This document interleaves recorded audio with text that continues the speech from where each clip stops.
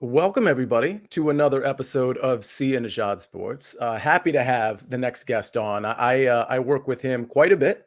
We do a lot of golf content together. Rick Gehman, otherwise known as Rick Run Good. That's where you can find him across social media. How you doing, man? I'm doing very well, Sia. Thank you very much for having me. I've enjoyed the other guests that you've had early in this endeavor. Hopefully, I can live up to a little bit of the hype.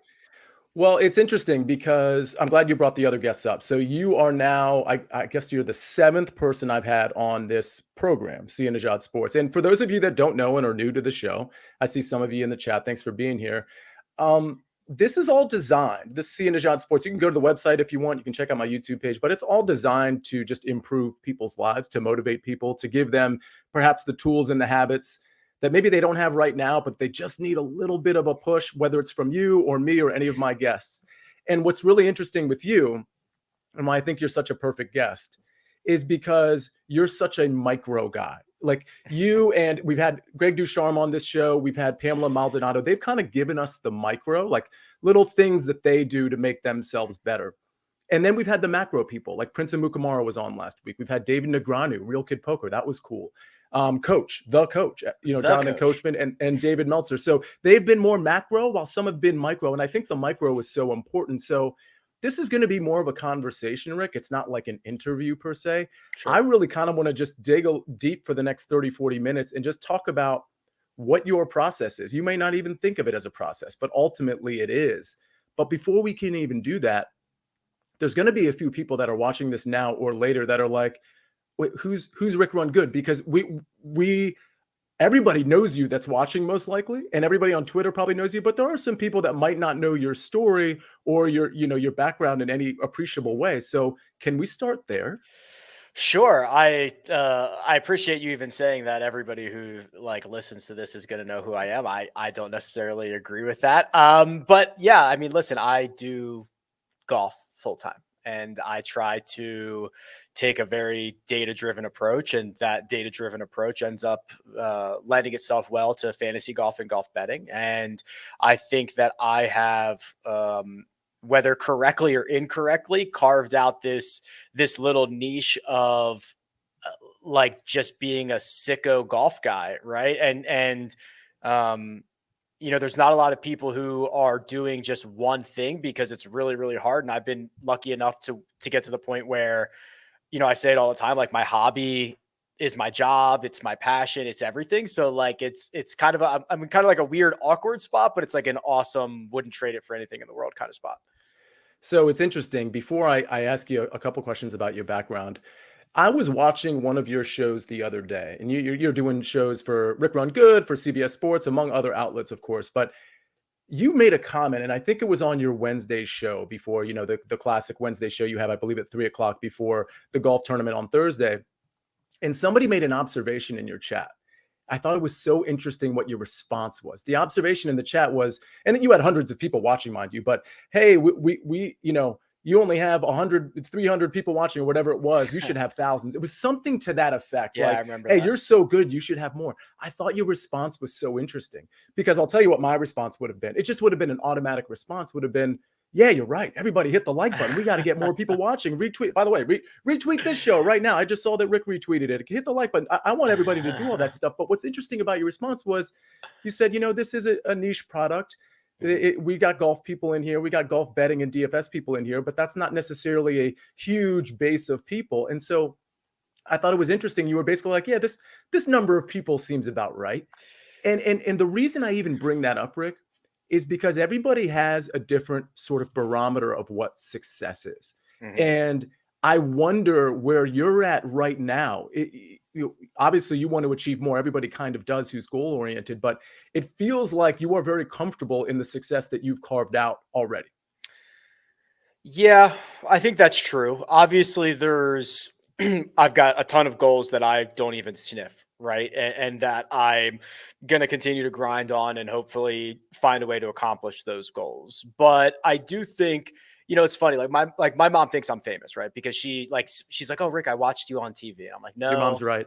you She's right. watched you watched like me on YouTube on your television, but like she thinks I'm famous." And I'm like, "No, no, no. Like this is like a very right. You've got sports fans, you've got golf fans, you have people who care about fantasy and betting, you have people who want to approach it from a data-driven angle. Like I live like 5 or 6 layers down.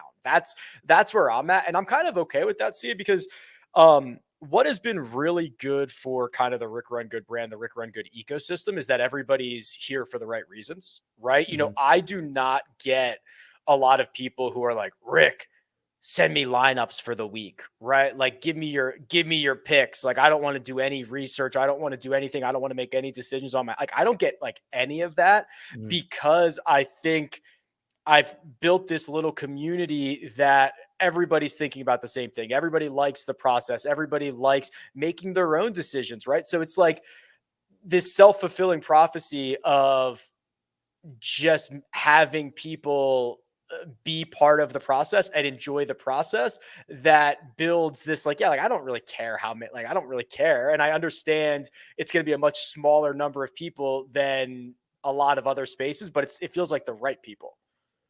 100%. And see, that's the thing. I think a lot of people get confused as to what success is, whether it's in this industry or any other. I practiced law for 13 years, and I think the barometer there was, well, success is being a junior partner and then becoming a partner. I literally never wanted that. The name recognition, it's not that I didn't want it, it's just I didn't want it. And because the name recognition, it didn't matter to me that I went home to my parents or my loved ones or my friends and said, "Hey, I'm a partner at this firm now." That's cool that it's important to you, but just so happens it wasn't important to me. And I obviously, in our world, you are famous, and I think you've carved out a what would be judged as a successful path. And I think you've got a lot more to come, obviously. Um, Outside of Rick Run Good. But I just thought that was such an interesting answer because it's not necessarily the answer that a lot of people would give. Let me ask you this because I want to ask you, I think part of the reason that people are watching right now is they want to know what kind of tools, what kind of habits you put in play. And I have my own take on what it takes, and we'll talk about that. We'll have a conversation. But your background. So people want to know did Rick Gehman just decide one day he was going to run a statistical model on golf? And like, what led you here? What were you doing prior to this? And what was the spark or the motivation to actually come this route?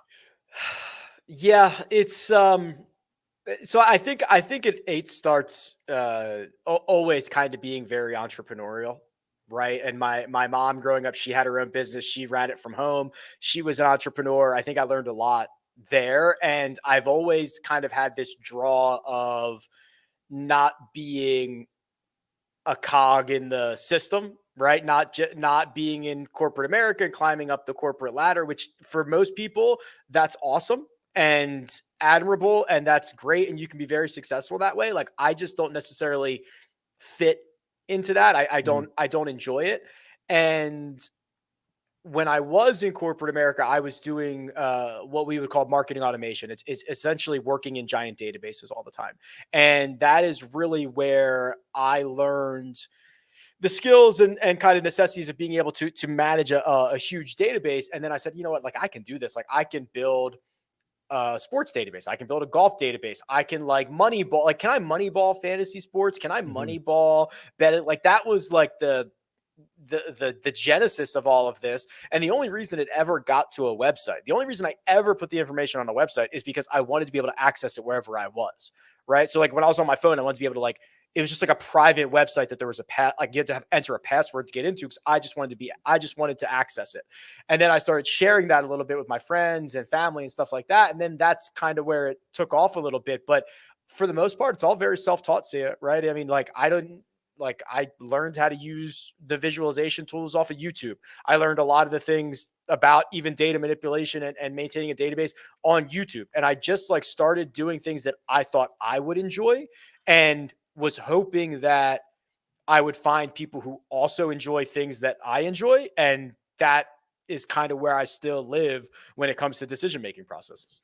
What's so interesting about that, and correct me if I'm wrong, it sounds like a pretty slow progression from, hey, I think this is a good idea for me, to, hey, I think this is a good idea for me and my friends, to, oh, I can actually create a business out of this. And it seems Yeah. like that there was a lot of time in between those three steps. Am I right about that? Yeah, of course. Because I mean, it's like, okay, like, do I want to, the risk of starting your own business in one, like on the side while you have a full time job is scary because you're like, okay, well, how many hours am I going to devote to this when I'm coming home from work and like I'm already tired and I don't want to devote any more time to anything? So, like, how much am I actually going to devote to this? And then once you actually take that leap and decide, okay, I am going to start something. Now you feel committed to now you're letting people down who have paid you money if you do not continue this process. And then the idea of, okay, well, I'm actually going to quit my full-time job and do this side thing full-time. Like, it's all scary. It's all overwhelming. It's all terrifying. But like, yeah, it takes you a while, or at least takes most people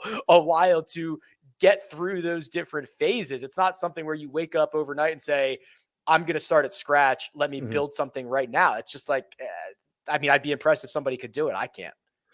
Well, that's not how it works, and I think that people who are looking at where you're at are thinking one day you just had this idea and boom, through hard work it happened. And the reality is, you just kind of liked doing what you were doing. You wanted to Right. personally benefit off of it, but you were good at it. You were passionate about it. I think the lesson there for me, Rick, is that you can have a goal and it can be a very singular kind of like low goal, like, hey, I want to build this database for me. And if you really pour your efforts and your time into that, it becomes a goal that you didn't actually foresee. And I think that's what people don't get. If you just put one step in front of the other and you just do something that you're passionate about, you have no idea what that could turn into. And it's just putting in that initial work, taking those few steps. Yeah. All of a sudden, you create new goals that are built off of the original kind of small goal. And I think that's what people really need to understand. If you really are passionate about something, you pour your heart into it. It doesn't matter if the initial goal is big or small. What matters is that you accomplish the initial goal. And then the next thing you know, you've got more goals to build off of that. Yeah, and I still try to very much use like myself as the North Star, right? Like, I get a lot of suggestions, and a lot of them are really good. And it's like, hey, have you considered doing X, Y, and Z? And I'm like, yeah or no, I haven't considered it. I don't know. Maybe I have, maybe I haven't. But like, do I think that's cool? Do I think that's useful? Because the thing that I don't want to get stuck in is building something for somebody else or for everybody else. You're never going to be able to please, no matter what you do, you're never going to be able to please everybody. And I would hate the idea of working on something and spending as much time as I do working on something that I'm not enjoying.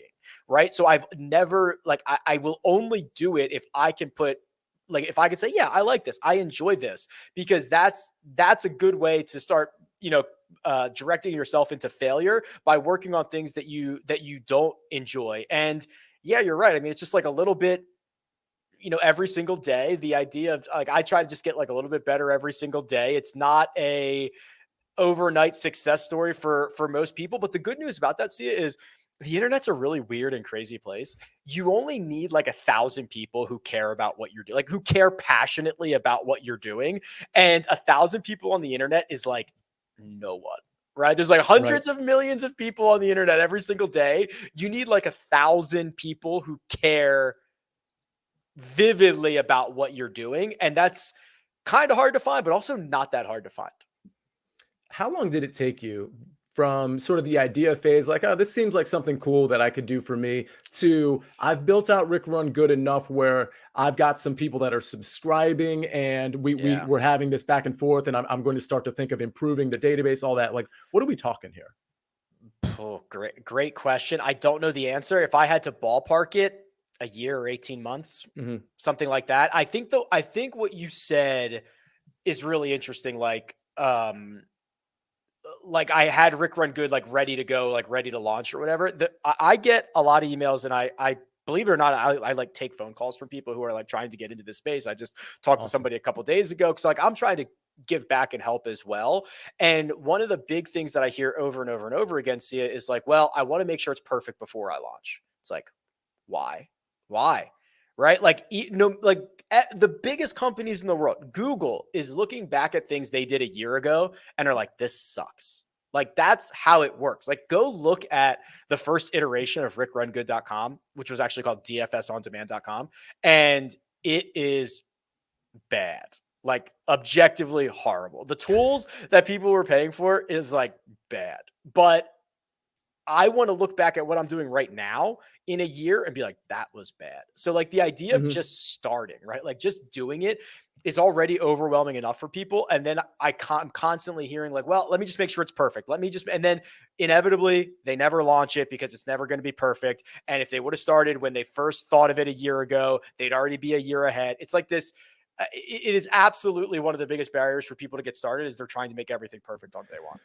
And what that is a lack of confidence in the idea in Of the first course. place. That's truly what it is, and that's the problem. I think you're right. You have to be willing to put yourself out there, whether it's in this industry or not. You have to be willing to put yourself out there and accept that people are going to look at it, or at least some people are going to look at it and be like, "That's not a great product." That's okay because you're just kind of honing in on your skill. Like honestly, the first time I came onto the first cut with you, Rick, uh, I wasn't that good, and B like just my background, like there was just a like literally like the stuff behind me, like it all just looked kind of like not great, at least in terms of what my standard is. And so I slowly kind of I was doing shows with you, and I was like, okay, I need to improve this, I need to improve this, and not that I'm perfect in any way. And we'll get to kind of introspection before we close this out, but Yeah. yeah, go ahead and put the product out there, And, let people see you. and nobody's like expecting you to like be in a $7 million studio on day one. And like no one is expecting you. Like, I don't know. It's just like, I think people, right, whether it's lack of confidence, whether it's fear, whatever it is, they set the bar so high on themselves when in reality, the bar is much lower than that. Like just Mhm. start and constantly make improvements. I always kind of think, and this is a little cliche, but the bar is wherever you are right now, not wherever Rick is or Pat Mayo or anybody like that. You're not really competing with them until you're competing with them. What you're doing initially is competing with yourself and getting better. And I think that's such good advice. Get your product out there, whether it's written content or whether it's video, whatever it is. Get your setup and go. Just start. It's gonna evolve 40 times. Very quickly. Just go and see what happens. Put yourself out there. If honestly, we're going to get to kind of some of the intangibles, some of the variables that have made you successful, but just start is a tagline that if you were going to take one thing away from this particular episode, this is something I think people should write down and like frame, put it up like above their bed or somewhere on the way out of their apartment or house, whatever it is, because just start is very motivating. And I think people just kind of miss that. They're like, now's not the time.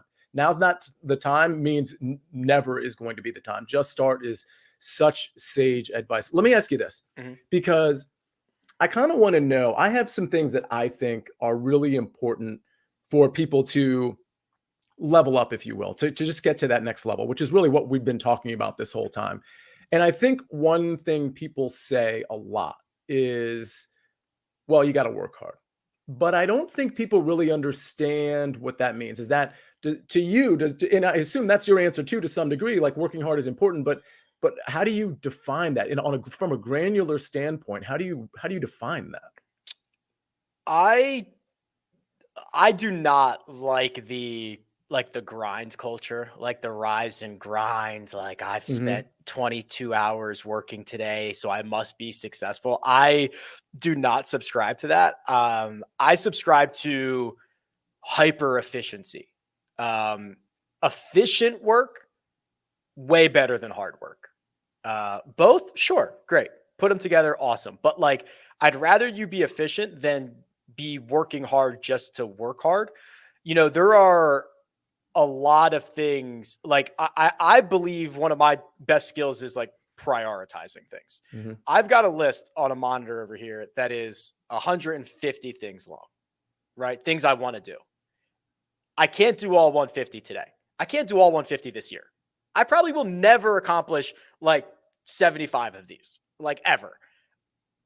But I'm not wasting my time on item 149 when I've got 5 things that could be done today that are going to advance everything. Right. And, I look at things on rickrungood.com all the time. I see a page like, I'm like, man, I should really redesign that page. Like, I could make that a lot clearer. I could make this a lot friendlier. I could do whatever. But it's like, not a huge priority. Like, would I rather spend 3 hours doing that, or would I rather spend 3 hours improving the tools, like improving the product. Like, where is my time best spent? Where and when you are a one-man show, which now my wife is with me and it's great and we're a two-man show, but like when you're like a one-man show, you are required to be hyper efficient. Like, there's just no other way about it. There's just too much stuff going on, and being able to prioritize whatever, right? Like I literally, so like before I sign off tonight, like I'll just list out like 3 or 4 things that are like most important for me tomorrow. And then when I wake up tomorrow, like those are going to be the things that I work on next. And being really good at prioritizing them, I think has helped me be an efficient worker, not necessarily like grind culture hard worker. Let me ask you this, because Greg Ducharme brought this up as well, and he talked about like literally like writing stuff down. Obviously, in this day and age, you don't have to quote write it down. But I'm actually really curious, when you make that list of priorities, or long term or short term, is it on the computer? And if so, do you put a check next to it? Like, how do you ratify that you've done it? Like, what's the process? Yeah, so I've gone through a lot of this. I would have like notebooks or like, you know, little to-do lists that I would write around, but I'm now living in, so I use Notion. It's just like I don't even know. You can do anything on it. You could do lists, you can embed pages. I could do like meeting notes. I can do a lot of different things. So I use Notion, and yeah, it's just basically I have a list and I can check it off, and then at the end of the day, I just wipe it off and I move my other stuff up the list. That works for me. But I do know some people who, you know, like if I don't have an extra screen over here for the stuff that I'm going to do, like to have a sticky note. For years, I used a sticky note and just put it on my monitor. Like, here are the 3 things I'm going to do, and just did it that way. So people are different, but yeah, it's a physical list that I'm going to check off. It's so important. And Greg talked about it a lot. He was actually the first episode we did on Sia and Sports. And he talked about how when you write it down, you give yourself some semblance of accountability to actually accomplish it. Go ahead. Not only writing it, I 100% agree with this. Apologies. Like like 100% agree. Once for me, it's like part of the plan. It must be done. Right. Like, I also do a lot of stuff where I'll put it like on my calendar. So like, I'll just put it on my Google calendar. Like, hey, I'm going to work on X, Y, and Z at 11 o'clock or whatever. Well, when it turns 11 o'clock, like, it's time. And like, I've committed to this and I've said I'm going to do it. And now if I don't do it, like, I have no one to answer to but myself here. Like, I said I was going to do it, and now I'm not going to do it. Why? Is it too hard? Do I not care enough? Am I an idiot? Like, why am I not doing it? Right.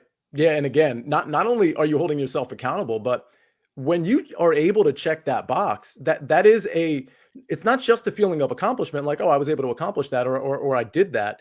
You know, you're advancing forward when you do that. So I really think just holding yourself accountable by making a list, whether it's with a pen or a pencil or on an app or on your laptop, whatever it is, I think it's so important. Just so you know, I'm super old school with my lists. I mean, I have a calendar that's like on my kitchen counter, and I have like where every day, like what time my shows are and things of that nature. But anything I need to accomplish or anything I think I have coming up or whatever the case may be is on that list. Right. And I get to check it off at the end of the day or the end of the week or the end of the month. And I'm like, okay, I was able to accomplish all these things. Now you can have a separate list that's not a to-do list per se, but I'm telling you, if you're not making lists, you're going to miss some stuff, and you're not going to have that accountability factor. Agreed. Yeah. It's so simple yet so powerful in, I don't want to say tricking yourself into like doing things, but like, I feel like I'm tricking myself into progress. So it's cool. That's right. You mentioned Mina, which everybody knows. Well, actually not everybody. Some people might not know, is your wife, who I've met. You guys are so awesome. But it brings up something that I think is one of the most important things that people don't allow themselves to have. And it's a support system. So not everybody has, you know, a great relationship, a great partner like you do, Rick, but they do have potentially family or friends that they surround themselves with. And I really think one of my most fundamental things that I always tell people, and it's the cliche phrase, like, show me your friends, I'll show you your future. I think if you don't have any sort of support system, and that supporter, by the way, isn't necessarily just your cheerleader. It's the person that's going to give you the critical advice, the person that's going to motivate you. But a lot of times it's the person that has their own goals, has their own motivations, they're goal oriented too. And so not only are they supporting you, but they're kind of inherently kind of pushing you forward because of what you see them doing. And I think whether it's one person or 10 people, if you don't have some of those people in your life, you're kind of missing out. And sometimes we have people that belittle our dreams or say, hey, you can't do that. I've made it a point to kind of dismiss them from my sort of orbit. And I just wanted you to speak to that support system. Is that what it could be? Somebody more than me, and it could be other people. Is that what kind of catapulted you in any way? Yeah, I mean, to speak to naysayers, I suppose. I mean, like, who has time for that? Like, if someone is demeaning something you're doing, like, that is more reflective on them than it is on you. And there is only so much energy I have in this world, and I'm going to pour my energy into things that I care about and I think are good for my personal, my business, for like whatever. That is the last thing I'm going to pour energy into, is like caring what somebody else on the internet has to say about me or whatever. The support system, from a lot of different angles, is critical, right? So Mina, for me, not only to have someone who allowed me to, like, she supported me quitting my job, my full-time job, to do this, like, with kind of a vague idea of what might be possible. And now she then quits her job to join me. Like, that's like unbelievable support. And now we're rocking it together. But like you said, if it's not a partner, if it's not a friend, if it's not family, like, I do think there are mindsets where, like, you can be your own support system. Right. And I think that there are a lot of times where I find myself like almost like playing devil's advocate with myself, which is like allowing me to see other angles. And I know for people who are like, oh, well, I might fail in this. Like, okay, let's play devil's advocate and say you don't. Like, let's say you succeed in this. Like, how, if you're going to succeed in this, how do you get there? Like, what paths do you think you took? Right. Like, you can, again, like, I don't know if I'm playing like mental assault on myself, like tricking myself into all of these things, but there are a lot of ways where you can be your own support system if you do not have that already in place. This is kind of a humble brag example, but in terms of being your own support system, it did spark something for me. I think part of being your own support system, if you don't have those people around you that are kind of lifting you up, YouTube. I know it sounds ridiculous. Well, by the way, this is going on YouTube right now. So you could be watching this, and this is your support system for 30 to 40 minutes. But the humble brag part of this, Rick, is I was in your neck of the woods for the 2018 World Series of Poker. Okay. And after the main event, of course, and after day one, just so you know, I was down to like 13,000 chips from 50K. Like, that is not where you want to be heading into day two. Right. And I was really down. I was by myself out in Vegas. I left, like, my pregnant wife was at home, and she's in the chat, by the way. Hello, Gigi Najad. Repping lists and calendars. But the point is, I had some friends I was talking to throughout the tournament. They weren't there, and they weren't, like, there was nobody that I could sort of share my plight with. So overnight, and as I'm waiting for day two, where I kind of dominated day two, as it turns out, I was watching YouTube the whole time and watching motivational videos, whether it was Tony Robbins or Kobe Bryant or whoever inspires you. If they're like any sort of celebrity, they've got some stuff on YouTube that can inspire you. So for those of you that are like, yeah, my partners kind of brings me down, and they're kind of like a bump on a log, and I just don't have any friends. I moved away from my family. Like, there are places there are people you can talk to. And I think Rick and I make myself accessible. I have people that privately message me all the time and are really appreciative of this platform too. But my larger point is, go searching for that support system, even if it's a support system that you don't actually know, in terms of, like, actually knowing those people, because there's books out there, there's podcasts, there's YouTube, there's a lot out there that can just really lift you up. And I don't think you really know it until you try it. So it's just something to consider. Yeah. The internet's a weird place, like I said before, but there are like people who will talk to you, and there are like people who will understand your strife or whatever you're going through. It's a weird but interesting place, that internet. One thing I'll tell you about sianajadsports.com. So most people just kind of know the YouTube page, but for those of you that are listening now or later, one thing that the actual .com is going to do, the website, is we're going to have kind of like a live platform where, instead of like DMing me on Twitter, which is totally fine, by the way, you can kind of share some of your concerns and some of your issues on sianajadsports.com, and I'll be able to have a back and forth with you there privately. So just an FYI, that's something that we're going to have on there. A couple more questions just about, the work you put in and the tools and the habits. But before I get to that, because I want to ask you a global question about just habits that maybe we haven't talked about already.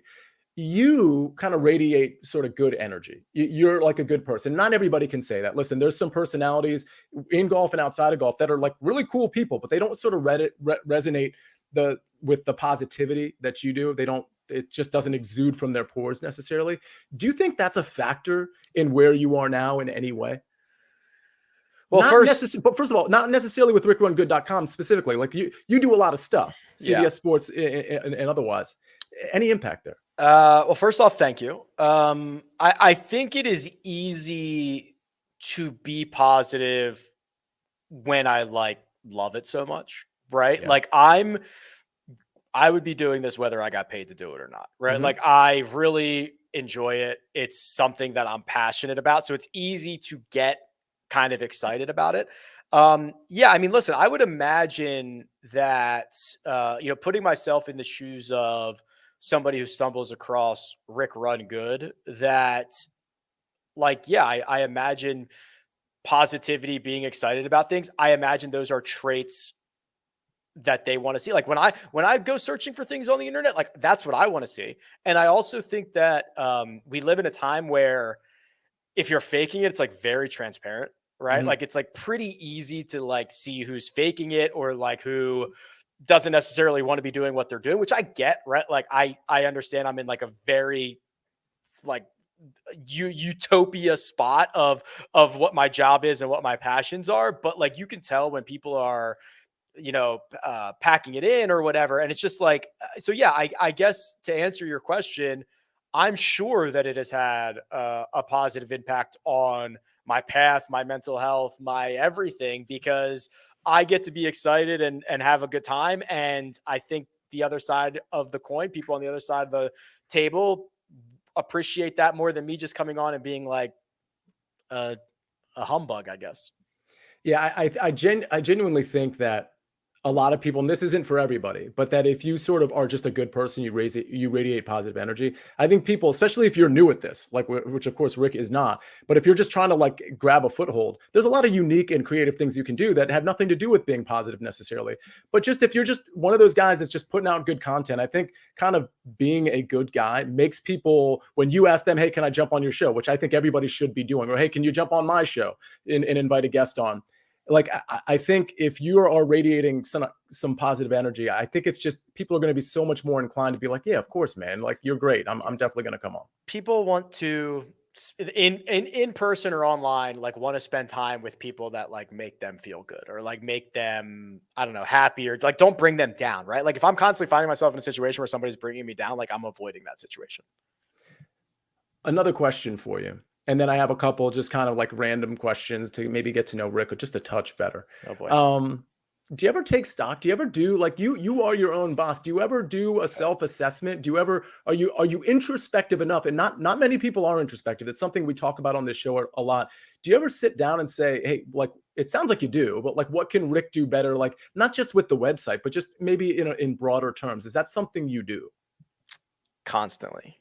And I don't know if it's good or bad, Sia. Like it's genuinely like could be a gift and a curse, right? Like constantly wondering if what you're doing is smart or dumb, or like how did I do today? How did I do in the last hour? What am I going to do tomorrow? I think it does create a situation where like you could get imposter syndrome, like you could fall into that like very, very quickly, right? Like, But you're past that. But you're past that, Rick. I don't know. Am I? You are. Yes, you are. You have enough credibility to have, and the imposter syndrome is just another one of those things that I think holds people back. But here's my point on just being sort of self-aware and being introspective. The only way to be like great tomorrow is to question what you're doing today. And I genuinely think that, and you don't need to do it on a daily basis necessarily. But I think people kind of forget about themselves, that their political views, their views on life, their views on so many different things are largely inherited. And people just don't take the time, whether it's career or otherwise, they just don't take the time to question, hey, where did I get this from? What information did they have when they were giving this to me? Do I have more information that I can operate off of? I think from just a social standpoint and from a work career standpoint, taking stock and actually being able to admit to yourself, hey, I could probably do this a little bit better. I'm not trying hard enough. I think that's so key. I generally think that I make the right decisions or the correct decisions or the things that are going to be best for everyone, but I'm fully understanding that like that might not be true, right? Like I might make a lot of mistakes, or in reality a lot of decisions that I make are like 60/40s, right? Mhm. Like I don't know, like there's pros and cons to everything. It's whatever. It's a 55/45. It's a coin flip. I don't know. Like I could be wrong here. So yeah, I do a lot of thinking about like how this could go, how it did go. Did I make the right call? Should I change things in the future? Yeah, there's a lot of that happening. And for the record, Rick, if you make mistakes, that's okay. The whole Right. point is to be able to look back at some point and say, "Hey, that was a mistake." Instead of just standing my ground there, I can actually improve upon that or not make the same mistake again. I just think Yeah. that's so valuable. I'm happy to make mistakes. So that's fine by me. Did I miss any, like, I didn't really give you I didn't wanna ask you, like, "Hey, what are all your healthy habits?" But are there any things that you do on a day-to-day or a week-to-week that maybe we didn't cover? We talked about the lists, and we talked about just kind of your point of view in terms of just kind of tackling the next goal, but is there anything, like, just from a granular level, like whether you eat a certain way or whether you exercise a certain way that would actually be wisdom to impart on somebody else? um So yeah, like I try to do certain things, whether it's with my diet to varying levels of success. I try to do some things that are fitness based to again varying levels of success. I think the biggest thing is like I think I have really good willpower, right? So we kind of talked about it a little bit earlier, where if I say I'm going to do something, like I'm going to do that. Like I've now committed to that, and I genuinely feel that when you start making um when you start letting yourself off the hook and not doing things that you said you're going to do, like it's not a big deal one time, but now you're giving yourself the permission to like do it over and over and over again. And I think it's, at least for me, could spiral out of control. And I also think that I try to stack like good decisions, right? So whatever that ends up being for you, if you want to wake up and drink a green smoothie, that's great. But like the first decision you make in the morning, at least for me, like sets the tone, right? Because I can go on a streak. Like, okay, decision one, I woke up and drank a green smoothie. Boom, I'm 1 for 1. I worked out. Boom, I'm 2 for 2. Now, like, what am I going to eat for lunch? Is it going to be like something really crappy, or am I going to like be a little bit smart? Boom, I've stacked 3 for 3, right? Like, I try to catch myself on streaks. And the easiest way to start a streak is the first decision of the morning. Because if you make a bad decision out of the gate, now you can stack losses, Yeah. which is like a lot easier to do is stack losses. And I just try to stack wins, if that makes sense. That makes sense because 'cause you've already started the day out poorly. You're like, "Ah, the day's gone anyway. Let me just go Right. ahead and do Dude, this as well." like Mina hates it, but like I'm very impacted by like her first reaction to something. Hmm. So like if I'm like, hey, I have this great idea. Like I think we should like build a statue outside of like Oliver and like whatever, worship it every night or whatever. And she's like, you're an idiot. And I'm like, oh man, like that, like I like the first, like whatever, like, yes, that's probably true. But like, I'm very impacted by like the first reaction I get from her on things. So like, she has now gotten to the point where instead of like immediately giving her opinion, she'll like ask more questions about it and engage. But like, like it's the first thing in the morning type of deal. It's like the first reaction I get. Like I'm probably over impacted by the first thing that I hear. Oliver, of course, is, Rick and Mina's dog, which, for Yes. the record, is the 3rd cutest dog of all time behind my 2 dogs, Olive and Iverson. A couple questions before we Debate. get out of here. Maybe something people don't know about you, Rick Rungood. Oh God, I don't know. Probably a lot, honestly. Right? I mean, I Maybe something that predates the Rick Rungood experience. So you were a um, baseball player before, like yeah, those days. yeah. I mean, I went to college to play baseball. I didn't really take uh college all that seriously. I think a lot of people. I think what kind of catches, this is kind of weird, but I think what catches a lot of people off guard is I curse a lot. Like Interesting. I love dropping the F bomb like all the time. I had And Rick, I had lunch with you and Mina for like 2 hours. I don't think I was I on remember my best behavior? you must have been. Why? Oh, What are you doing? I don't know. I love dropping the F-bomb. And like I'll obviously Perfect. never do, like I'm very cognizant of like when I'm on air and like on CBS or whatever. But yeah, I've got a little potty mouth, I think. That's interesting. That's something people definitely didn't know about you. I love that. All right, this I usually end all of these conversations with the uh, following question. all right. If you could thank three people, they don't have to be necessarily people in your life. They could be people that motivated you from afar that you never met. But if there were three people for you to thank to because they got you or in some way impacted you to where Rick Gehman is right now. Now, Mina, it does not qualify because I know you're going to auto call, you're going to snap call Mina there. So she Okay. is not going to be one of the three people that come to mind.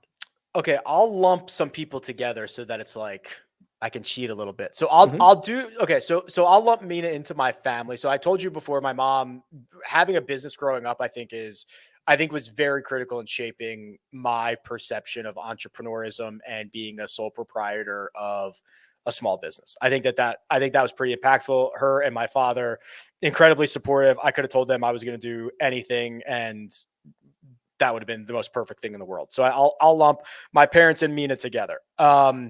There is a guy. So I'm not like I, okay. So Paul Jarvis is his name. I don't even know if he still writes books or has a blog, but he used to have a blog and he wrote a book called Company of One, which is a book I've read a couple of times now. And for me, it resonates very well because it's this idea of the society wants you to grow a business by hiring more people, by expanding and getting multiple locations, by adding more expenses. And that can be fine, but it can also now take your attention away from like doing something that you love into just like being a manager of other people and like getting further and further away from the product. So he kind of outlines this idea of company of one and these different ways that you can grow as one person or as a small business and um, do it the way that is best for you. So that's pretty eye opening. And probably the reason I quit my job was that book. And the third one, I guess, is just like people who consume my content or like our subscribers. I mean, the idea that people care about what I have to say or about like the stuff that I'm putting out there is like kind of crazy in general. But like I said, it's just this really small, passionate group of people that are all there for the right reasons. So it's not like some of the toxic corners that you get to on Twitter, or it's not, it's just like, it's a legit good community, right? Like it's crazy, but because I think we've built it the right way, it's full of people that are in it for the right reasons and are enjoying the same things that we're enjoying. So it's been fun, man. It's been crazy. To sum up this 45-minute conversation, I want to ask you this. If I could encapsulate what you've talked about from a goal standpoint, from accomplishing your goal standpoint, Mhm. if I said the words just start and follow through, does that encompass pretty much the Rick Run Good model? Yeah, I was gonna say like just start and commit, right? Like, you know what I Mhm. mean? Just like, this idea, like, and I get a lot of emails and it's like, Rick, I started my blog 30 days ago and I'm not rich yet. I'm like, buddy, like keep going, right? Mhm. Like just keep going. I mean, there was probably 6 months where I was creating content that literally no one saw, literally no one, like zero people saw. Mhm. Like just keep going. So yeah, start now, start before you're ready, because you're never going to be ready, and just keep going. Absolutely love that. All right, Rick, man, that I think that's all the time for you and me today. I thought that was a really good close. I think really people should take the last thing that Rick just said and really try to adopt it, right? Literally write those lines down and look at them every day. I'm telling you, that type of stuff really matters. It really kind of advances people forward. So if you're on the ground floor or you're on the fifth floor, I think all of the wisdom here is going to benefit you. All the wisdom from the previous shows. I think everybody who hasn't watched every single show should watch it. And by the way, our next guest, I don't have the day nailed down yet, but Chris Cody from the Dan Levitard show. That's going to be fun. And we got a lot of other really good guests coming up. So everybody, if you haven't already subscribed to the YouTube page, do that. But Rick, man, this has been Sia and Sports. How was it? Was this fun? Yeah, it's really fun to listen. I love talking about golf, obviously, but like it's fun to step outside of that and get a little uncomfortable. I'm okay with getting uncomfortable. So yeah, no, I appreciate you. This is has been a blast, and looking forward to seeing what else you got coming down the pipeline. Absolutely love it. Rick, thank you so much for your time. This has been Sia and Sports, and we'll see you next time.